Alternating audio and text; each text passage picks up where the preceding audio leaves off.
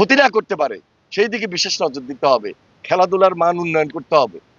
প্রজন্মের পাশে থেকে প্রজন্মকে ধরে রেখে একটা সমাজে বিপ্লব ঘটিয়ে আমাদেরকে ঐক্যবদ্ধ অবস্থান তৈরি করতে হবে, যেন এই বাংলাদেশে আমরা জাতীয়তাবাদী যে আদর্শ সে আদর্শ বাস্তবায়ন করতে পারি। আমরা আব্দুল মান্নান সুট্টুর সুস্বাস্থ্য কামনা করি, তার দীর্ঘায়ু কামনা করি, তার সম্পূর্ণ স্বাস্থ্য, চিকিৎসা, তার বাড়ি, তার পরিবার, এই দায়িত্বটুকু তারেক রহমানের নির্দেশে তারেক রহমানের পক্ষ থেকে আমরা গ্রহণ করেছি, আমি গ্রহণ করেছি ইনশাল্লাহ। আমাদের যে কাজগুলা সম্পূর্ণ হওয়া দরকার সেটা সর্বপ্রথম তার চিকিৎসা, উন্নত চিকিৎসা হবে। যে চিকিৎসার জন্য আমি আগেই বলেছি পিজি হাসপাতাল অথবা সরওয়ার্দী হসপিটাল, সেখানে তার একটা বাড়ি খুব বেশি প্রয়োজন, সেখানে আমরা আর্থিক সহযোগিতা করব।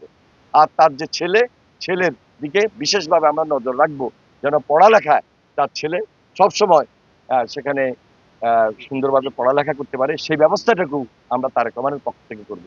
আপনারা যারা এখানে উপস্থিত হয়েছেন সকল নেতৃবৃন্দ, সাংবাদিক ভাইয়েরা, আপনাদের সবাইকে আমি আন্তরিকভাবে মোবারকবাদ জানাই, ধন্যবাদ জানাই। এবং আমাদের এই ইউনিয়নের, যেহেতু হাজিরপাড়া ইউনিয়ন এবং দত্তপাড়া ইউনিয়ন, দুইটা ইউনিয়নের মাঝে এদের বাড়ি, এই জন্য দুই ইউনিয়নের নেতৃবৃন্দ সবসময় তাদের বাড়ির খোঁজখবর নেবেন, তাদের পাশে আসবেন, তার সঙ্গে গল্প করবেন, কথাবার্তা বলবেন, সে যেন কোনোভাবেই মানসিকভাবে ক্ষতিগ্রস্ত না হয়।